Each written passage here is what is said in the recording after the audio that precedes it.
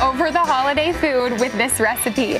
Joining me now in this sponsored interview is Chef Tyler Crook from Harmons. Hey. I'm so glad you're here in the kitchen, and this is probably one of my favorite things about Christmas is the Christmas ham. Christmas bone-in Kurobuta ham. That's what we're doing today. So this is a little bit unique. Tell us what's special about the Kurobuta ham. So today we're doing Kurobuta ham, which is very special because it comes from the Berkshire hog from England. So it is a heritage breed, right? So that means just as Wagyu is to beef, this is to pork. You're telling me that this is Wagyu level? Wagyu level ham. Okay, that is amazing. You heard it here.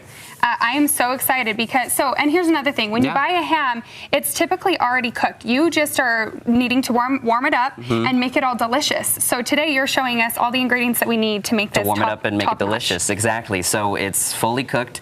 This is exactly how you get it at the store, a little package like this. I'm just going to rip this on open. So we're just going to take a little knife, make a little cut, and just start getting this open here. And it's just already gorgeous. Like, I wouldn't suggest just eating it just like this, but you definitely could. I mean, like, I've been tempted. I have those internal thoughts. Right, we love ham so much. Yeah. I was asking you, are you in charge of all the cooking during the holidays? It depends, you know, how tired I am. Sometimes I am, and sometimes I'm not. Yeah. You know? It just depends on how, you know, the week's going. I trust you with the holiday ham. Yeah. So here we go. Beautiful Kurobuta ham. This is from Snake River Farms.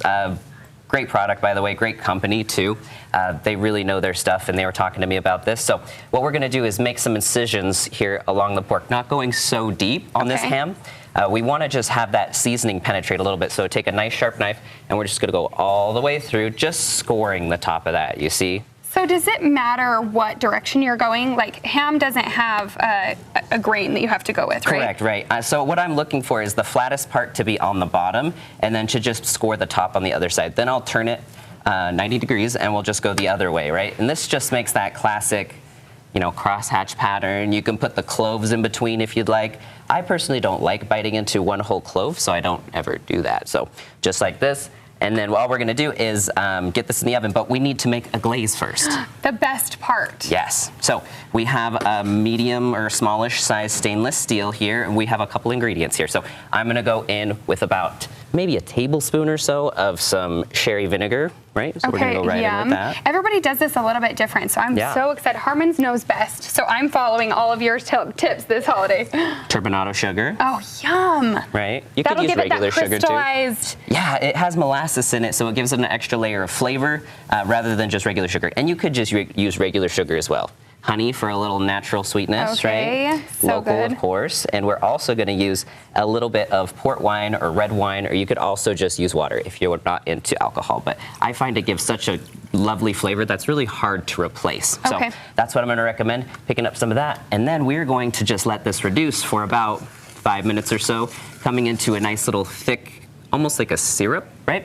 We'll pour this over the ham, and we'll go in the oven. We want to have that oven set to 375 degrees. Let that bake for about 15 minutes, and then we'll just start basting regularly about every 5 minutes or so. So you're going to continue to add this every 15 minutes. Yeah. And every layer will just get more crystallized as you go. Right. So this will cook for 5 minutes. I did come prepared. I have a little movie magic, so I'm going to go ahead and grab that pot. Okay. This is magic right here. Yeah, you've seen it here first. I cannot wait. Are you more of a ham person than a turkey person? I am more of a ham person. Me too. Ham I am, Sam I am. So here we're gonna go. Right? Look how beautiful, right? A little luscious. And we're just gonna go in here with about half right on top. And then we're just gonna spread that all over this guy, right? And that smells so good. Right?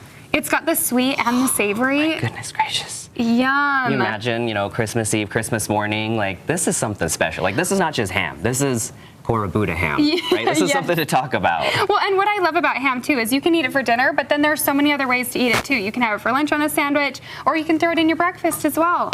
Yeah, exactly. So here we're gonna go in the oven and start roasting that on up. And I have a little more movie magic. Shall we grab that other one? Let's do it. Okay. How long does it take to complete those 15-minute increments? I would say about an hour to an hour and a half, right? It's something you just kind of watch. You want to get that internal temperature hot enough so it's safe to eat, but other than that, yeah, you're just kind of it's an eyeball thing. It's a game where you measure with the heart and you just want to make sure it looks beautiful. Okay, well, I can do that. I can follow those. Right. Okay, let's go grab that ham. I am so excited. Another thing I love about Harmons is all these other goodies you can find there. It's such a fun time of year because they have their seasonal cheese balls. I am a huge fan. You also have the sweet cheese balls as well, and all the other goodies. You can get your gifts there. Okay, what did you cook it in? What are you taking it out in right now? So right now, I'll just seal in a little bit of moisture, right? I just have it in a Dutch oven. You can do this purely just on that tray, but here I finished it by just covering it at that last little bit. And you see we have a nice, beautiful caramelization, right? But I want just a little bit more. So we're gonna finish this just a little bit more special. Are you ready for this? I'm ready. So you're going to add one more layer? One more layer of flavor to this guy. And then we're going to cut into this. Right. Tyler, you are a master chef. I love learning from you. You can learn from Tyler at Harmons. You teach classes. Yeah. Do you teach it a certain day? I teach Wednesdays, Thursdays, Fridays, Saturday. Okay, perfect. You can catch him there at Harmons. I cannot wait to cut into that. Thank you to Harmons for this sponsored recipe. Yeah, you're welcome. And we'll be right back.